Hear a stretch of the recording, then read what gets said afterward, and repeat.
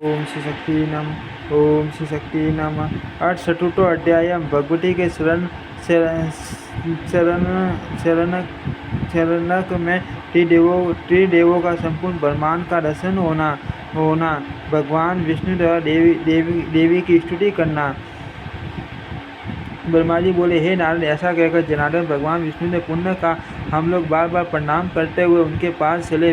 वे वरदायिनी माँ माया हमें अवश्य वरदान देगी। अत निर्भय होकर हमें उनके शरणों के निकट चलकर उनकी स्तुति करनी चाहिए। यदि उनके द्वारपाल हमें वहाँ रोकेंगे तो हम लोग ध्यानपूर्वक वहीं बैठकर देवी की स्तुति करने लगेंगे। ब्रह्मा जी बोले, भगवान विष्णु के ऐसा कहने पर मैं तथा श्री हम दोनों प्रसन्नता से गदगद होकर शीघ्र उनके निकट जाने को उत्सुक हो गए। विष्णु से ठीक है ऐसा कहकर हम तीनों शीघ्रतापूर्वक विमान से उतरकर मन ही मन अनेक तर्क वितर्क करते हुए भगवती के द्वार पर ज्यों ही पहुँचे त्यों ही द्वार पर स्थित हम सभी को देखकर मंद मुस्कान करके उन भगवती ने हम तीनों को स्थिर रूप में परिणत कर दिया।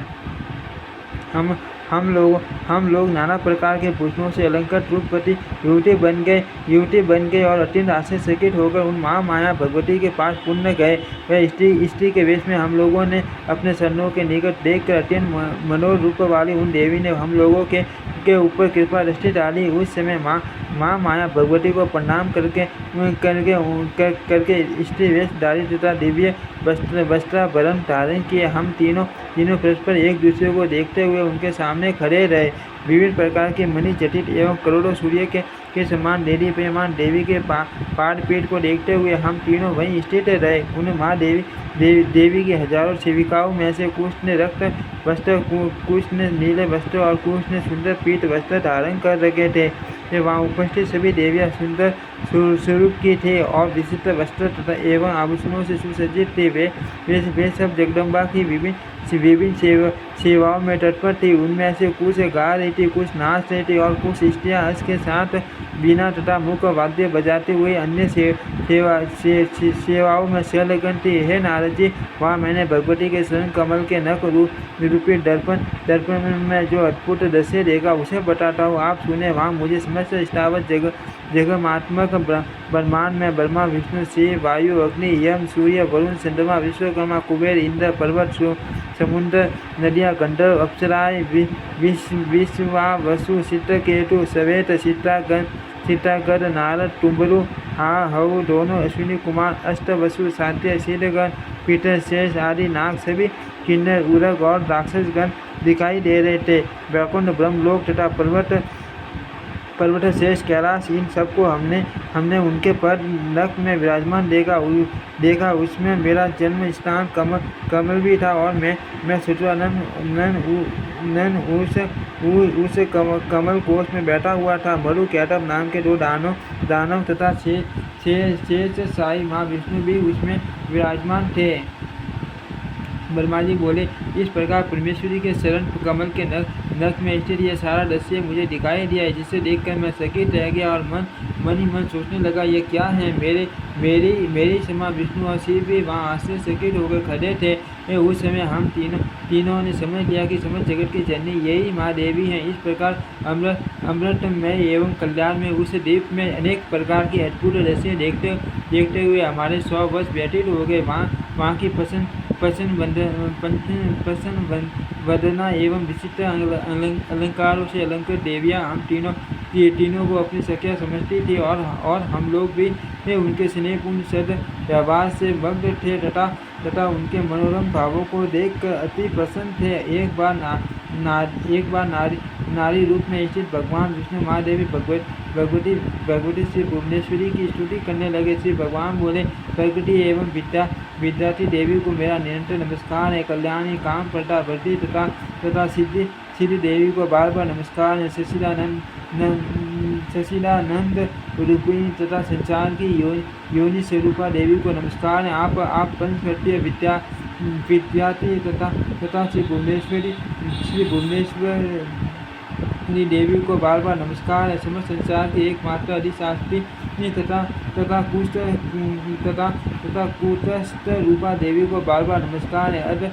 अध मात्रा की अर्थभूता एवं हल्ले खा देवी को बार बार नमस्कार है। हे आज मैंने जान लिया कि यह समस्त विश्व आप में समाहित है तथा संपूर्ण ब्रह्मांड की सृष्टि एवं श्रृंगार भी आप ही करती हैं। इस ब्रह्मांड में निर्माण आपकी विस्तृत प्रभाव वाली शक्ति ही मुख्य हेतु है। अतः मुझे ये ज्ञात हो गया कि आप ही संपूर्ण लोक में व्याप्त हैं। इस सत एवं असत संपूर्ण जगत का विस्तार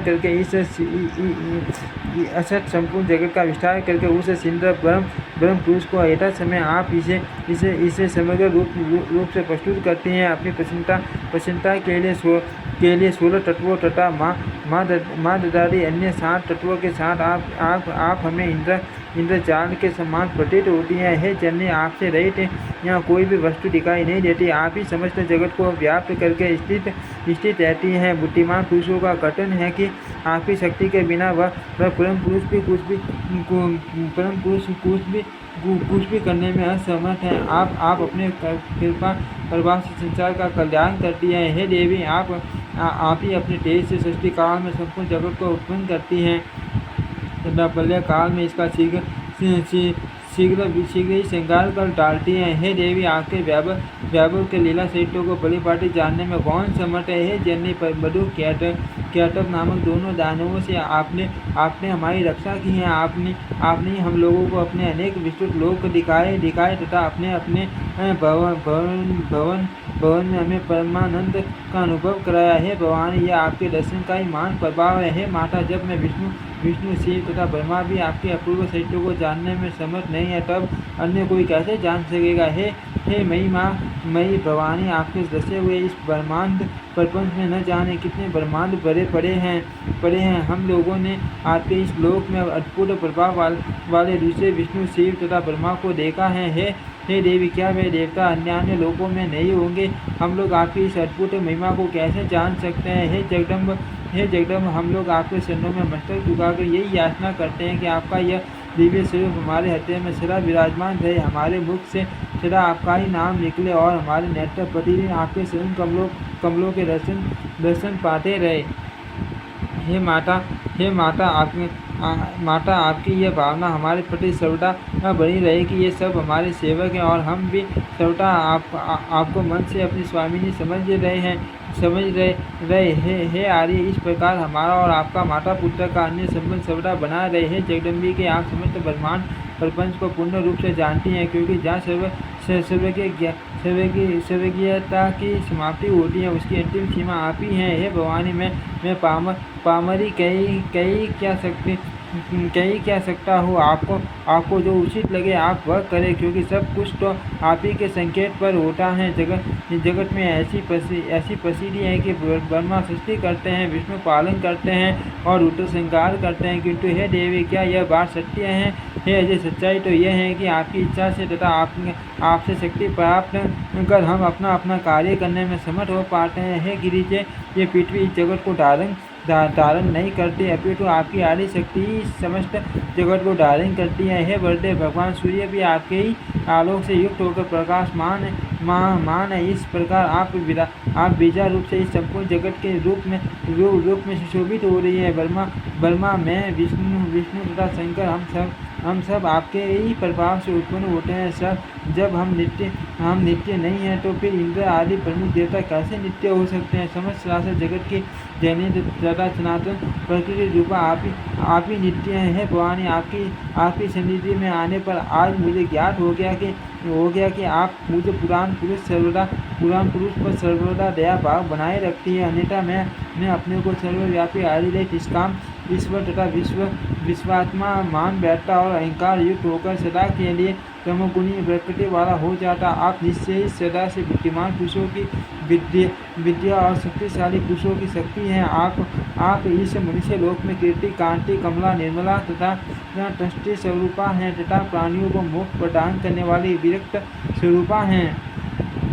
आप वेदों की प्रथम कला गायत्री हैं। आप ही सर्वदा सगुणा तथा माता भगवती हैं। आपने ही देवताओं और पूर्वजों के संरक्षण के लिए आगम तथा निगम की रचना की है। जिस प्रकार पूर्णमा समुद्र के विश्व तरंगे उस समुद्र का ही अंश होती है, उसी प्रकार आदि अंश से इन निष्कलंक ब्रह्म के जीव रूपी अंशों को मोक्ष प्राप्त कराने के उद्देश्य से ही आपने संपूर्ण जगत प्रपंच का निर्माण किया है। जीव को यह जीव को जब जब ये विदित हो जाता है कि संपूर्ण विश्व स्थापिका करती हैं, तब अमित प्रभाव वाली आप उसका संकार कर देती हैं और अपने द्वारा किए गए मिथ्या किंतु रहस्यपूर्ण कार्य पर उसी प्रकार प्रमुदित होती हैं जिस प्रकार मनोहारी नाटक की रचना पर सफल नट संतुष्ट होता है। हे अंबिके, आप ही इस मोहमय भवसागर से मेरी रक्षा करती हैं। राग द्वेष आदि द्वंद्वों के कारण अत्यंत कष्टदायक तथा दुखप्रद मिथ्या अंतकाल में मेरी रक्षा कीजिएगा। मैं आपके शरणागत हूँ।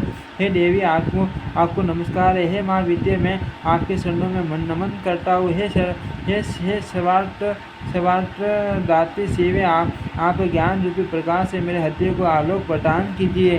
श्रीमद् देवी भागवते महापुराणे अष्टादशाष्टयं संहितायां तृतीय स्कंदे विष्णुना देवी श्लोकं नाम चतुर्थोऽध्यायः। ओम श्री शक्ति नमः। ओम श्री शक्ति नमः। ओम श्री शक्ति नमः।